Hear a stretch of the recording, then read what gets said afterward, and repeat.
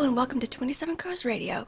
I'm Bre, and today I'm joined again by Mark Collett, a British nationalist and the author of The Fall of Western Man.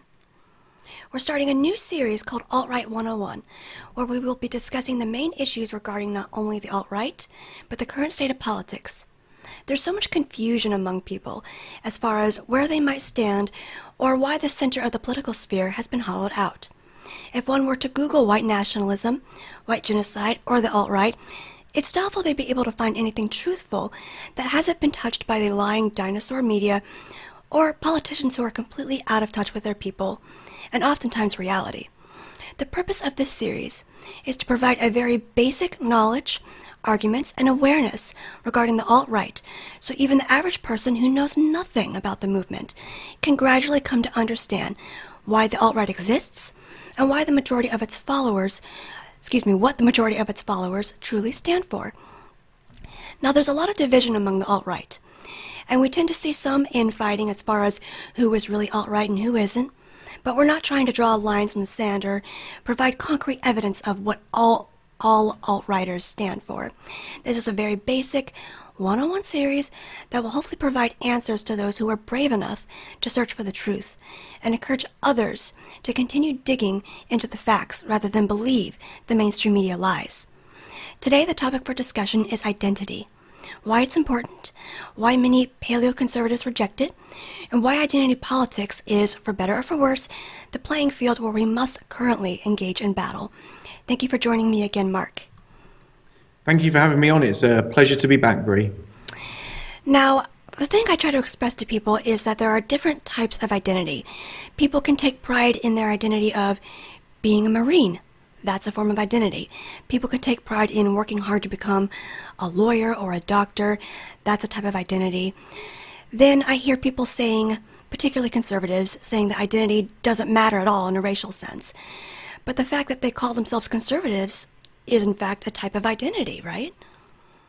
No, of course. And one of the first things you have to point out when talking about identity politics is everyone is allowed an identity, except for white people, white Europeans. And that is the big issue here. The left have spent years attacking and undermining the identity of the indigenous European people or people of European descent, whilst telling everyone else to embrace their identity. So whilst the left have pushed identity politics for homosexuals, for transgenders, for Latinos, for blacks, for Muslims, for every kind of immigrant who has come to the West, they have tried to strip those of European descent of their identity. You see, the left might be our enemies, but the left do understand the importance of identity. They aren't stupid, and they know that by stripping us of our identity, whilst granting identity to everyone else, leaves us at a huge disadvantage. You see, identity is something that people gather around. It's something that binds people together. And think of it like this. Think of the symbol of fascism, if you will. Think of the bundle of sticks. One stick on its own is easily broken. However, a bundle of sticks held together is not so easily broken. In fact, you can take that over your knee and it will stay strong. But think of what binds that bundle of sticks. It's an identity. And for us as Europeans, that identity is our culture, our heritage, and our traditions. And that is why the left has tried so aggressively to take away our culture, our heritage, and our traditions, because they don't want us standing together. They don't want us to be strong. They want us to be atomized and individualistic, because an atomized group of individuals can never, ever stand against a cohesive group of people that is bound together and motivated to act as a group. And whites in general tend to really underestimate how important identity, particularly racial identity, is to every other group conveniently except white people. You talk to a Native American or a Latino, and they'd be happy to tell you just how important their identity is to them, how much it means to them. And this whole idea that whites aren't allowed to have an identity, or that what is white? What is white anyway? White doesn't exist. It's a pathology to believe that whites have an identity. That goes all the way back to the Frankfurt School. It was, I believe, Herbert Marcuse of the Frankfurt School and his teaching and his philosophy that wrote a book about repressive tolerance, and that capitalism can truly be a repressive society because we ignore all these oppressed voices, pretty much meaning anybody who's not white, therefore giving credence to anybody who was of color, therefore oppressed in a capitalist society, and really saying that anybody who was not in that outgroup didn't really have an identity.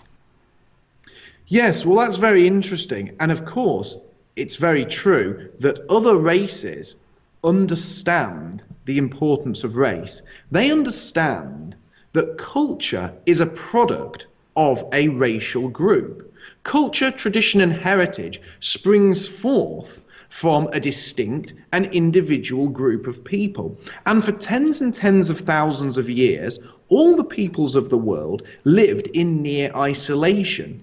Travel across continents and travel across vast tracts of water is only really a very recent thing when you look at time across the actual scale of humanity. When you think of time as in a year is a long time to most people, well, actually, a year in terms of human evolution is a very small period of time. And if you look at things in actual context, you will see that because people developed in different environments, because people developed with different environmental pressures and different selective pressures, they all developed into being distinct and individual people. And their culture was a product of those people. And because of that, their culture is also distinct and individual, but also intrinsically tied to that group of people. Now, it was actually a black nationalist who said this. It was a man called Marcus Garvey, and I quote, "A people without the knowledge of their past history, origin, and culture is like a tree without roots." Now, he wasn't a white nationalist, he wasn't some rabid racist, but he was a man that understood that his people, African people, if they separated themselves from their culture, from their history, from their past, from their heritage and from their way of life, they would then be rootless and they would all drift apart and they would have nothing. And the same is true of whites. But as I likened it, the history and culture that surrounds us is what binds us. It is what makes us a cohesive community, because it allows us to relate to one another. It shows us our shared sense of ancestry. It shows us where we came from, but equally, if you know where you've come from, you know where your ancestors were going. And if you know where your ancestors were going, that is like a roadmap for you, a roadmap for future generations, so you can ensure you carry on in the right direction. Once you lose that heritage, that culture, and those rich traditions, you are like a people who are truly lost, because you don't know where you came from and you don't know where you're going. And that's kind of the intention of the left, to make sure that we don't know where we're going. They use this word progress without ever saying what we're progressing toward, and it's intentionally dividing everybody so they can make society into whatever they want it to be, right? Of course. And when people drift away from their community, they are much easier to prey upon. Mm-hmm. Now, people have come to our country who are culturally extremely hostile to us. Take, for example, in the UK, the growing Islamic population.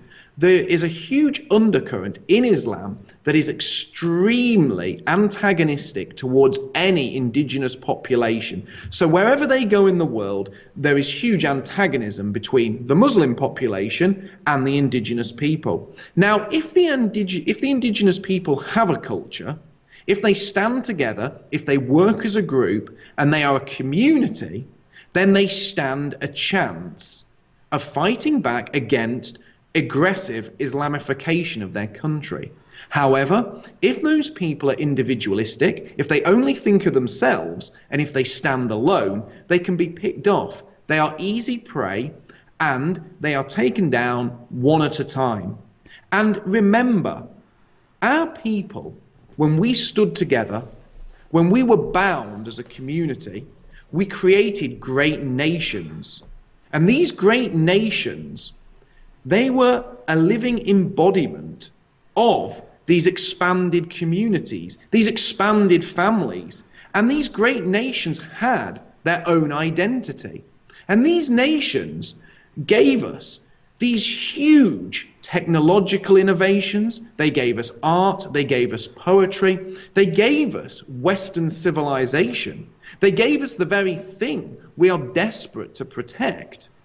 But also, it does not just take great communities to create great civilizations and great nations, but it takes a cohesive community to protect those civilizations, to protect those communities, to protect those wonderful achievements. And if you are individualistic, if you only think of yourself, there is no way can you stand against a swamping mass that wants to take your nation, that wants to attack your people, and ultimately wants to tear down your civilization. I think back to events such as the American Revolution, when the U.S. kind of became an identity, and people as a group who identified as, whatever you want to call it, American settlers, pioneers of that age, if they had just acted as individuals going around attacking the British, they wouldn't have accomplished anything. It was that cohesiveness that they had that allowed them to be successful and against overwhelming odds. Of course, and you can look at lots of different examples throughout history where the men of the West stood together and they overcame overwhelming odds because they acted as a cohesive group. One of the great battles that defined Europe was at the Siege of Vienna, where the Holy Roman Empire finally drove the Ottoman Empire out of Europe. And when they did that, they eventually freed Eastern Europe from Islamic rule. Now, if all the men who were trapped inside Vienna during that siege had decided to try and flee, act for themselves, and not act as a group, we wouldn't even be here today. In fact, Europe would have been under Islamic rule for hundreds of years now. Now, we as a people, we have always worked as communities, and we've had to. When we evolved in extremely harsh conditions. The conditions in Northern Europe were, at best, for long periods of the year, extremely arduous. Living in a country where the ground is regularly frozen, where fish and birds and animals migrate south for the winter is extremely difficult. Planning for those periods is extremely hard, and doing that alone is really a non-starter. We as people developed a tribal nature, and we came together as communities to survive initially. And once we developed that survival instinct, we developed a group mindset. And that group mindset is present in our very DNA. And that is why the left have been so desperate to break our group mindset, and why they found it initially so hard. However, now you can see the effect of breaking that group mindset because our communities are being overcome. And you see that when you see things like terror attacks, and instead of there being a robust community response, our people do nothing. In fact, many of our people are so scared of being called racist, are so scared of acting as a community, so scared of standing up, they would rather bury their heads in the sand. Or have a candlelit vigil. Like, what does that even mean? It's not standing up, right? Exactly, but that is the exact opposite of their ancestors. That is the exact opposite of what their forefathers would have done. And it is that community spirit that when you lose it, you lose everything. But when you've got it, you have everything, because you see the people around you as an extended family. And remember, if the group doesn't survive, the individual doesn't survive either. You see, the community itself is more than the sum of its parts, and it is there as a protective mechanism to ensure the survival of future generations. Right. Now, this is something that I think about a lot, and I hear a ton from your typical conservatives here in the U.S. They'll say, identity politics, that's something the left does. Are you honestly suggesting that we fight like the left? Or all identity politics is poisonous. We can't do what the left does. And I'm sitting here thinking to myself, okay, so what you're saying is you want to bring a knife to a gunfight. Obviously the name of the game right now, the prevailing game, is identity politics. And if you don't play that game, you're going to be the losing one out. Even if you look at the American election, you can say, well, the conservatives won and they don't engage in identity politics. I'm going to call bull on that, because Trump won because he won the white majority vote. The reason why the identity politics of the left didn't work was because they took on the identity politics of the minority in the country and made Pocahontas the name of their party and went against the majority, which right now in America, until about 2042 as it's been projected, it's still the prevailing ethnicity or race of the country. So certainly there is identity politics going on the right, and if conservatives understood that, we would never lose an election. The right would never lose an election if they embraced the fact that they are the white man's party. And I always think of Andrew Breitbart's quote when he said, politics is downstream from culture. Well, that's true.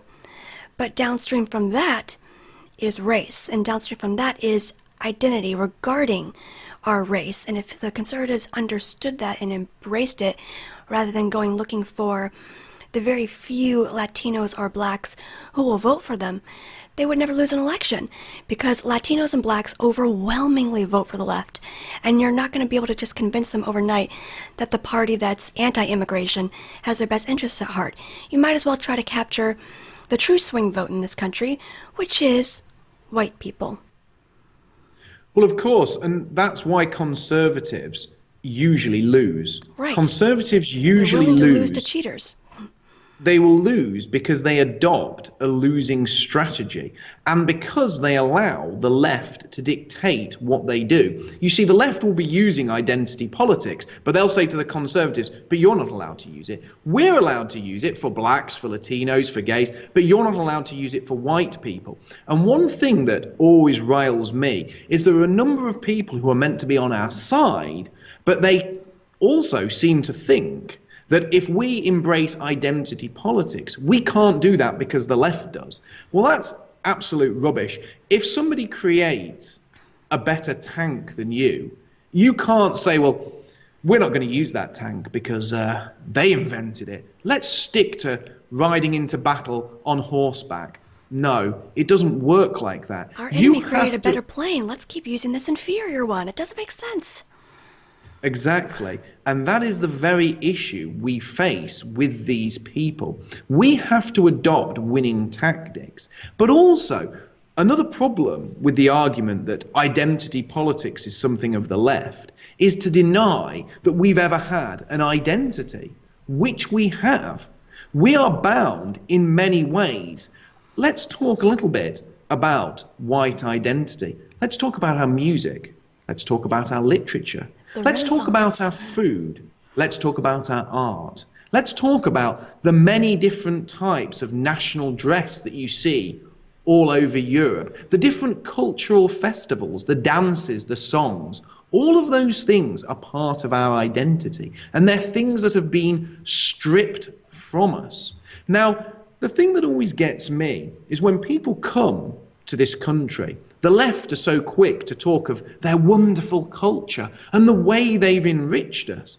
But equally in the same breath, they will claim we have no culture, that we have no identity, and that we need enriching. But that's false. And it is false because it is used as a way to attack us. They are constantly telling us that we have nothing of worth, when in fact we do.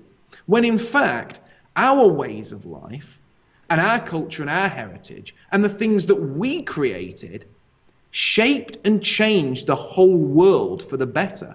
And high culture and high art is almost exclusively European. So if black people can be proud of Black History Month, if they can be proud of the African tribesmen, of their cave paintings, of their primitive huts, why can't we be proud of the Colosseum, of St. Paul's Cathedral? Why can't we be proud of the music of Beethoven, Bach, and Mozart? And I always laugh because they tell us that we would have no culture, no dance, and no music if these black people hadn't come to our country. They tell us white people can't dance. Well, what about ballet, the highest form of dance? What about the music, as I said, of Beethoven, Mozart, and Bach? Music that is truly timeless, that has inspired generations, that isn't just a fleeting song in the charts that's forgotten 6 months later, but hundreds of years after it was written, is still inspiring people today. That is the contribution of people of European descent to this world. That is our magnificent culture. And why shouldn't we revel in that? Why shouldn't we embrace that as our identity? Because it is our identity. It is. And I've heard people, this is one of the arguments that really tends to piss me off. They'll say that you can't take credit for something people did in the past. You're taking credit for something the Italians did when you say that we should take credit for the Colosseum. You're taking personal credit for the achievements of Beethoven or these prima ballerinas. That's something I've heard conservatives say, that we can't take credit for things that were built in the past, whilst everyone else is allowed to.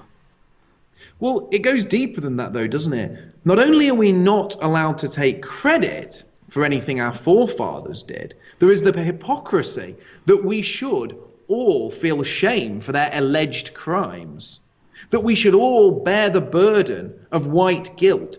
You see, conservatives do indulge in identity politics, but they don't indulge in positive identity politics. And positive identity politics is something we just discussed. But they love to indulge in negative identity politics. You see, the white man is not allowed to revel in his own culture and heritage and the great things his forefathers did. But the white man must carry the cross of guilt for the alleged crimes of his forefathers. And that is our identity as put forward by our enemies. And that is why we must reject these things, and we must embrace a positive identity that will bind us together as a group and give us the groupthink needed to survive in a country where hostile cultures have come to try and dominate us and take away from us what is rightfully ours. And I see the conservatives doing a lot more than that when they do try to create an identity whenever, say, they want to go to war. There was a huge American identity going on right after 9/11, when we were being pushed to think in a groupthink mentality so that we'd go bomb some Middle Eastern country or say this guy's a bad guy, that guy's a bad guy, to think of our military in terms of groupthink. Our good guy Americans are going to go and defeat the bad guy like we always do. They're good at making us think that we have an identity and that we have a groupthink mentality when they need something. No, exactly. And there's something I'd also like to add to that. These people, they say that nationalism, they say it's illogical. They say, why would you be proud of what your forefathers have done? Well, I think nationalism and identity politics for us Europeans is the most natural, wholesome and decent thing that we can embrace. And let me explain why. Nationalism is like inheriting your father's house, wishing to live in it and wishing to keep it in a great standard. but not only wishing to keep it in a great standard, but wishing to improve it, make it better, then eventually pass that on to your own children. And what could be more natural than preserving what has gone before and been passed down to you, and then wishing to pass that down to your own children? That is part of your lineage. Why would you throw that away? In fact, it would be the most unnatural thing to throw that away. It would be the most unnatural urge to say, no, I don't want to live in my father's house. I want to burn it down and scatter it and walk listlessly without a roof over my head. Defending your nation and wanting to pass that nation on to your own children is what countless generations of Europeans did. And it is the very reason why we are here today. Because if our forefathers didn't have that sense of identity and that sense of nationalism, our nations would have been ravaged decades or centuries ago, and we wouldn't even be here discussing this matter now. We wouldn't have to convince our own side, our own team, the beautiful white European race, that they do have interests and it's okay to stand up for them in a world that's becoming more and more anti-white. And one of the ways I see that and see more attacks on our European heritage is people saying, well, anyone can be an American. Anybody can be British. That's an idea. America was always an idea. It was never something that was meant to be for a particular race. Well, I can burst that bubble pretty quickly just by going back and looking at historical documents and looking at our founding fathers. Thomas Jefferson, straight up white nationalist, very racial, intended the U.S. to be for people of a Western European stock. If you look at other founding fathers, such as Benjamin Franklin, he didn't even like I blanked on the name. The people that eventually became the Amish. What's the official name for the name of the back then? The Pennsylvania Dutch. Sorry. Oh yes, yes.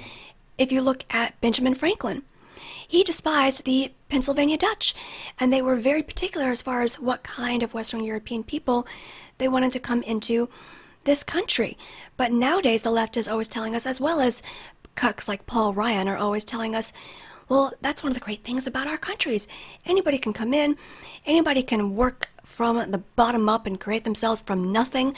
We'll take you're tired, you're poor, you're hungry. And I'm just thinking to myself, what a great way to divide people and get them to believe that they don't have a collective interest in their own people and in their own heritage. To say that, well, what is American? Americanism is just an idea, and anybody can take up an idea. And I find this very degrading.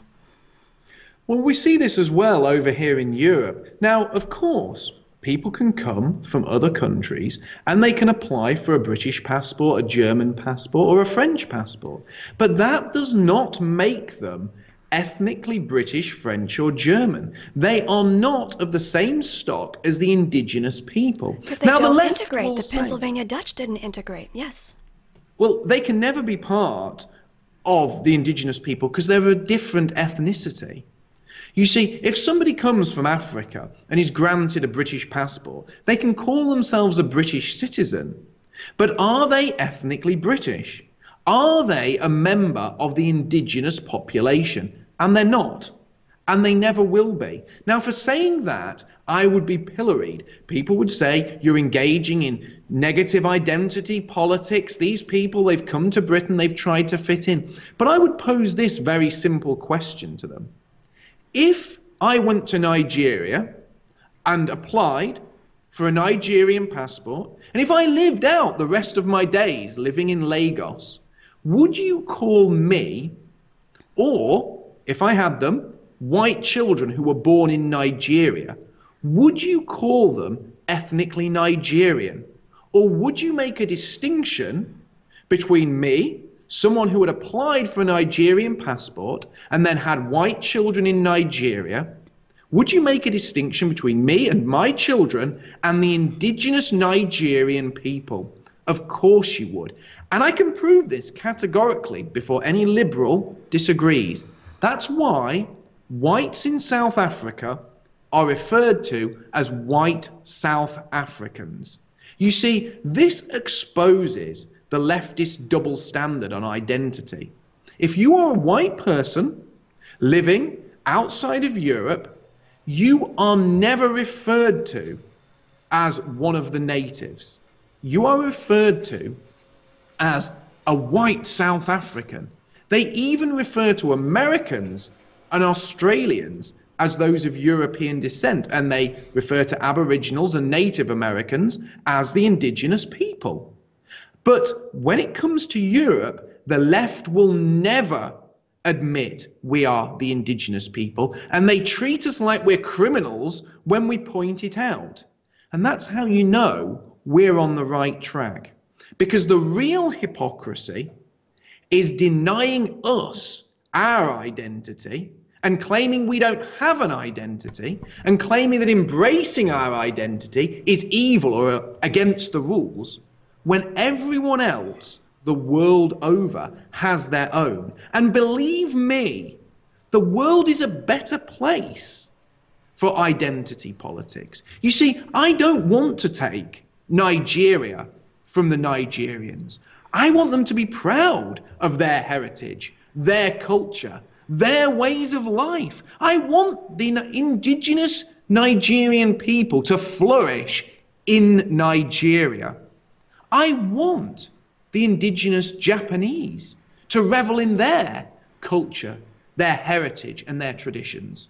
And I want them to remain a strong and individual people in Japan. And equally, I want the same for the Germans, the French, the Spanish, the British, the Dutch, the Polish, and all the European people. You see, the left talk about identity, but they also talk about diversity. And true diversity is separation. It is ensuring that we remain as individual and distinct people, and that we aren't forced together into a melting pot where we will needlessly clash with one another, and eventually one or more of those individual cultures will be destroyed or watered down. And that is a detriment to all the people all over the world, because we all deserve our identity. That's one of the reasons I really reject this term white supremacy, and I think it needs to be retired, because a true white supremacist would, as Jared Taylor says, want to rule over all other races. And every single person I've ever met in the alt-right doesn't want to rule all other races. They just want their own race or their own ethnic group, be that French, British, Americans, whoever, to have their own space where they can succeed, where they can pursue their own goals should they wish to. They don't believe anything should be forced upon them. I've heard Jared Taylor even say he believes in freedom of association. People should be allowed to, should they want to. But if people want to separate, and if people want to be amongst their own people or their own kind, why is that white supremacy? The Japanese have their own ethno-state. I want them to have their own ethno-state so that when I go to Japan, I can see Kyoto and see how beautiful it is. I can see the bullet train they've invented and be completely in awe of it. If that was taken away from them, they wouldn't be able to pursue those things, and we wouldn't have those beautiful treasures to look upon. And it's the same way for white people. I read somewhere that whites created something like 80% of all modern innovations out there, and we wouldn't have that if whites weren't permitted to pursue their own goals separately should they wish to. And something a lot of people don't understand is that prior to 1965 and the Hart-Celler Act, the U.S. was over 90% Western European. And what did we do during those times?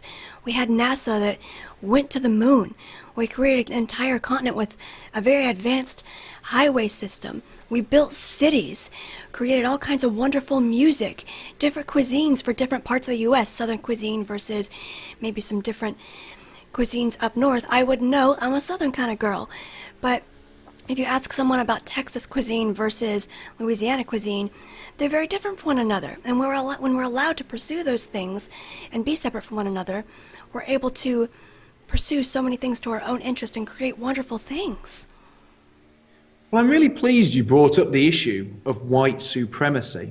You see, again, I can echo exactly what you said. I don't know anyone in our movement who wants to dominate other people. The only thing we want to dominate is our own ancestral homelands, which is our right, it's our birthright. But we also have the right to be proud of our forefathers, which we've spoken of earlier. Now, if you go and visit places like the Philippines or Thailand or Japan, and you speak to the indigenous people over there, and you tell them about white guilt, they actually can't believe what they're hearing. They're actually puzzled and slightly amused at the fact that white people wouldn't be proud of their forefathers and proud of their historical achievements. And that's the interesting thing. You see, because I believe that what we as Europeans gave to the world were the greatest innovations, was the very best the world has ever seen, that doesn't mean I hate anyone else. It doesn't mean I hate other races or what they've invented. No, it just means I have extreme pride in my own people, and I want to hold up their achievements. And why shouldn't you? Why shouldn't our children be brought up to be proud of the achievements of their ancestors? Why shouldn't they grow up and say, wow, look at what we did. When we built York Minster, we built one of the most stunning buildings the world's ever seen. I've seen it. It's gorgeous. Oh my God, when we invented the wonderful innovations that gave us subsonic air travel, wow, look at what our forefathers did. I mean, go back even further. Look at the steam engine. Look at the pioneers who explored every corner of the globe. Look at their bravery. Look at their tenacity. That's something we can be proud of. But our enemies have conflated pride with supremacy. And racism. Now, exactly. Now, if I see someone of African descent and they say, you know, I'm really proud of my tribal heritage. I think our tribal dances are the best dances in the world. And you know what? When I go back to Africa and I go and visit my ancestral homeland, I think it's the best food. And I think our music's the best. I'll say to him, I'm pleased you think that. I don't agree with you because I feel the same way about my people. I think my cuisine is the best. I think our tribal dances, our ballet, I think that's the best. I think our music and our architecture is the best. But I don't hate you for thinking yours are the best. In fact, let's shake hands and agree to disagree. But let's also agree on something else. Let's agree on keeping our distinct and individual ways. Let's agree on your people having your heritage and culture and celebrating all of that. But allow me and my people to do the same.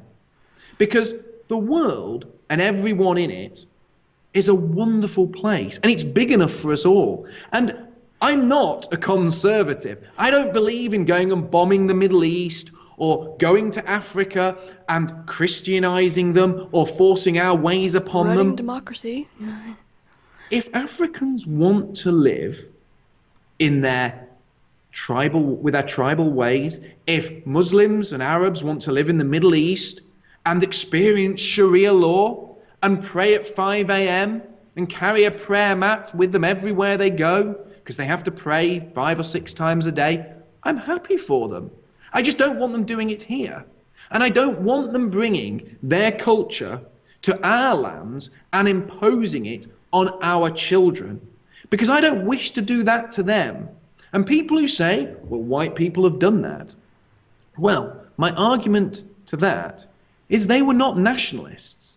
They were capitalists. They were people who are a tiny minority of white people who not only may have exploited people in Africa or Asia, but also sent millions of whites down mine shafts, into poorhouses where they were worked to death, and did the same to us.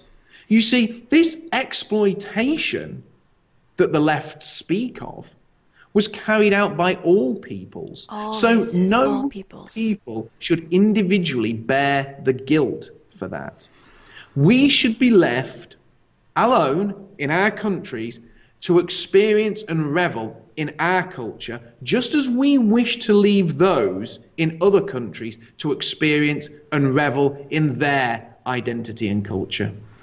It's interesting you should bring that up, because that's one thing that I'm constantly fighting with lefties on Twitter, is that they always say, well, you know, whites have had slaves, whites have done this, whites have done that. But the one instance of slavery they'll never bring up is the Barbary slave trade. They'll never bring up the fact that the Turks colonized a great deal of Europe and had their own empire. So they're always very selective with the various things they want to guilt us for, and they conveniently omit other people and their sins as a race or an ethnic group.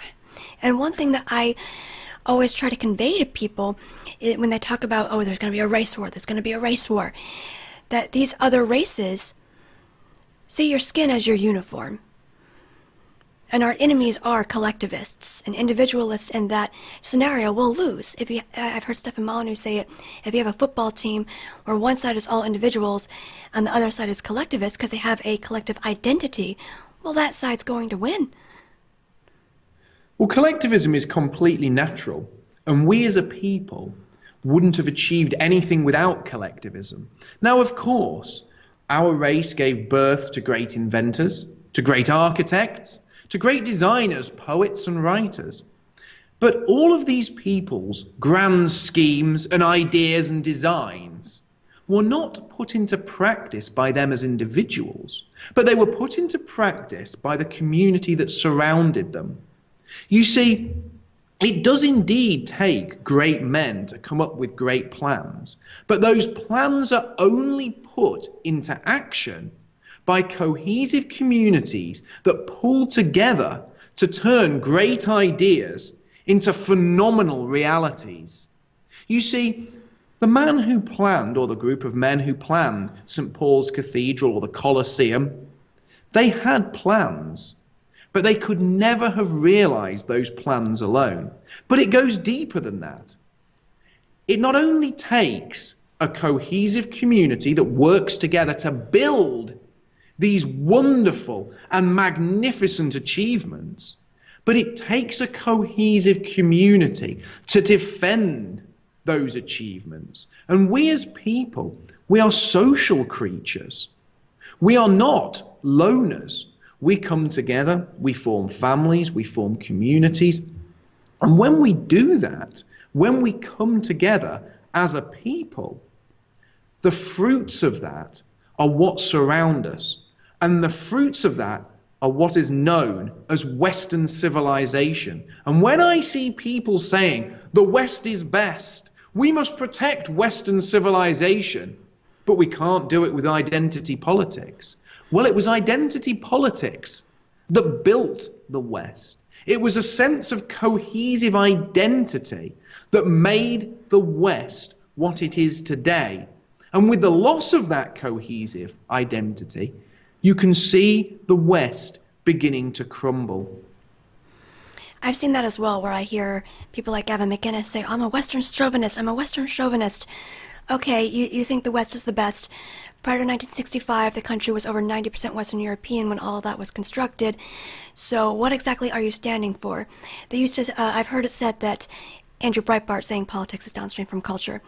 People called him a warrior, or a culture warrior without a culture. That's what I've heard people say. He was a culture warrior without a culture. Because at the end of the day, Western civilization is European civilization. Of course it is. And when you talk about the West, to divorce Western civilization from the people who created it is not only madness, but it is an insult to those people. And it is an insult to us as their descendants. Would you try to divorce Zulu culture from the Zulus? Would you try to divorce Aboriginal culture from the Aborigines? Or would you go to the Punjab and try to divorce the people from their culture? Of course you wouldn't. That would be seen as a great insult. But let's take this a step further. If tomorrow all of the Aboriginal people in Australia died, would Aboriginal culture continue? Would it go on if all the Zulus died tomorrow? Would their tribe and the cultures that sprang forth from it, would they go on? Would their songs, would their dances, would their unique clothing carry on? Would people still embody that culture? Well, of course they wouldn't. And if Western people go, if those of European descent go, with them will go their culture. And you see this all over the world, where we have gone to other countries and we have taken our culture. When we leave, that culture has always left with us. It has always gone. Take Haiti, for example. When the French controlled Haiti, it was a bustling, rich and prosperous port. People went there, they traded, there was money, there was wealth, and there was prosperity. When the blacks rose up and killed the French and drove them out, genocided them. When that act of genocide was committed, did Haiti carry on being prosperous and rich and culturally wonderful? No. It became a country where the national religion was voodoo, where people eat what are called mud pies. And when I say mud pies, you're going to think of what you made as a child in your garden, and that is exactly what I'm talking about. People eat pies made of mud. The culture of the French people who built Haiti was extinguished when they were genocided.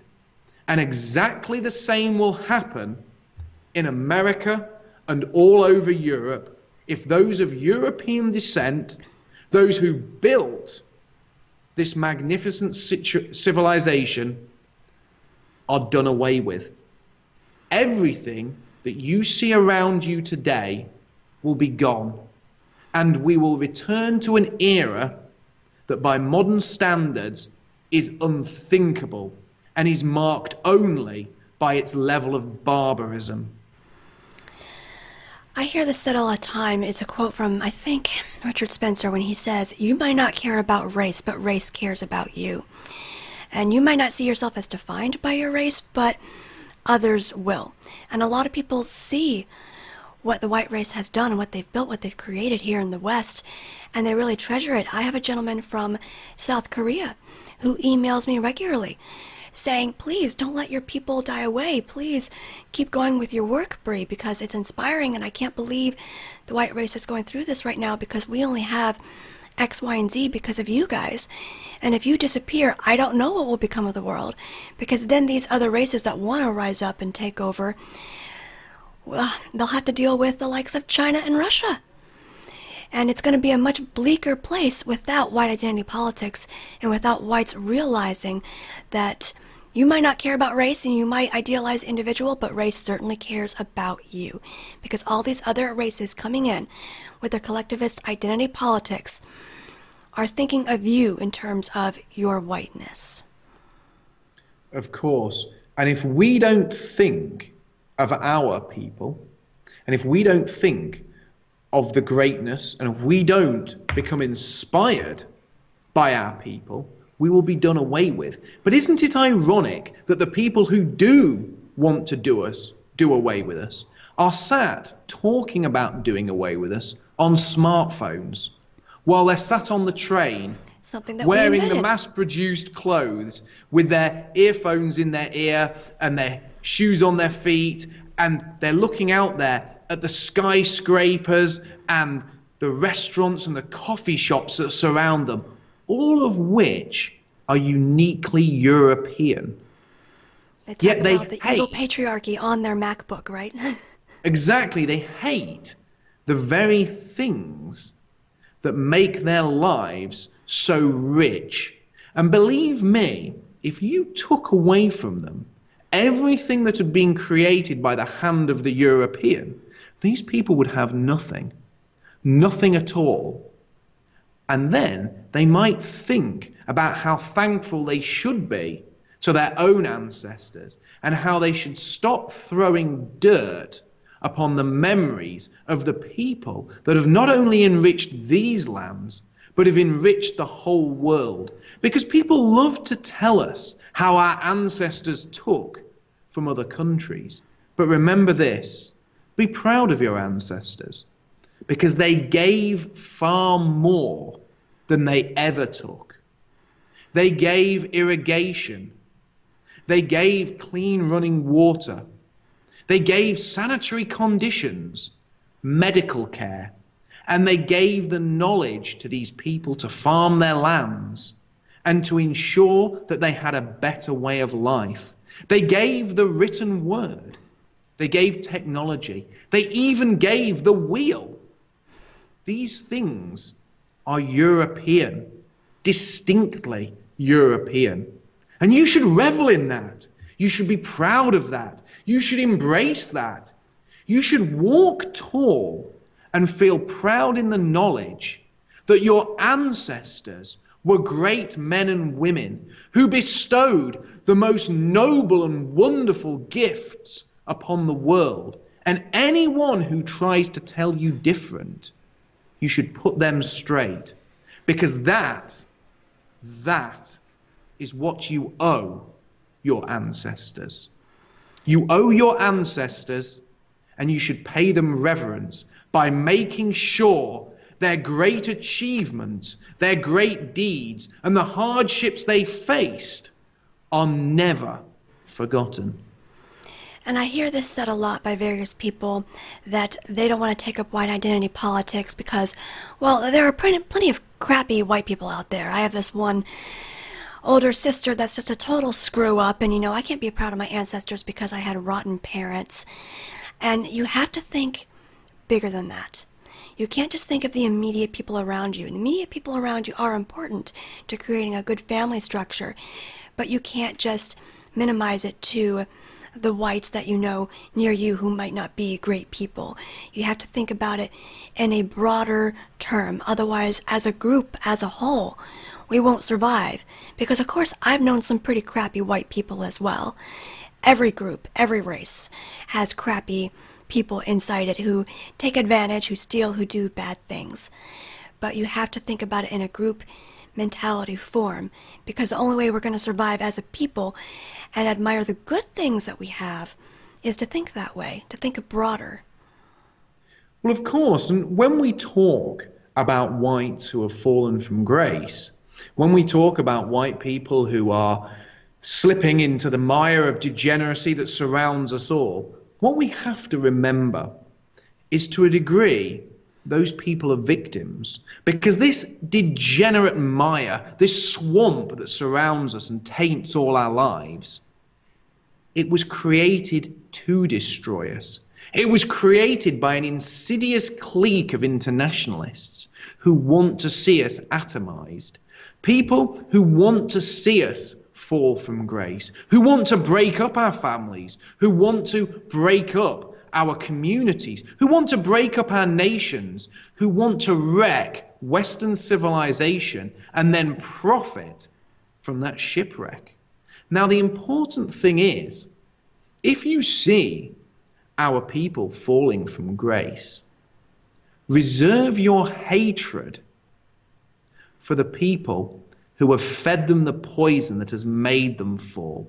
Reserve your hatred for the media, for the establishment, for those who brainwash our children in our schools and colleges and universities and other educational institutions. Reserve your rage for the people who have attacked the very core of what we are, who have attacked our identity and our culture and let people drift listlessly off to become hedonistic, materialistic, individual, degenerate attention seekers. Reserve your anger for our real enemies. You see, when you have culture, when you have heritage and tradition, when you have identity politics, that binds people together and it creates the community we have spoken of. But that community also serves to help people stay on the right path. It acts as a regulator. That is why when you see these close-knit Muslim communities in the UK who commit such atrocious acts, do they do it to their own people? Are they out there preying on young Muslim girls? Are they out there doing these horrific acts to members of their own community? Occasionally, yes. But overwhelmingly, they do it to our people. And they choose to do that because they won't act against their own. In fact, they help their own. They spend money at their own businesses. They go to their own community centers, their own mosques, their own temples, and they remain strong. And they keep their wealth within their group. They educate each other. They stand by each other. And when you see one of their funerals, everyone turns out. When you see a wedding, everyone turns out. On Friday prayers, people are spilling out into the streets. And when they go out to vote, they vote as a bloc. And that's how they control the political establishment in towns all over the UK. But we don't. We don't because we have lost that sense of identity, that sense of culture. And that is another reason why our people stray from the past. It's another reason why our brothers and sisters now drift listlessly, searching for something else to fulfill something in their hearts, but they don't know what they're trying to fulfill. So they buy useless junk, they take drugs, they drink, they embrace binge eating, they get crazy body modifications. They do everything to try and make themselves feel like they belong somewhere. They make themselves feel individualistic to the point where they think it'll grant them huge attention from the people around them. But the thing they're missing is a sense of true identity, a sense of a wider family that surrounds them, something that stood our people in good stead for hundreds and hundreds of years. That's an excellent point. I would love to conclude this segment. Until next time, Mark, please tell my viewers where they can find you. You can find me on YouTube, Twitter, and Facebook. I produce a weekly podcast, and I also have a book called The Fall of Western Man, which you can download for free from my website, which is www.thefallofwesternman.com. Excellent. And I am Bre Faucheux. You can find all my material at brefaucheux.com. Thank you so much for listening. We'll have a new topic for you next week, and take care. Bye.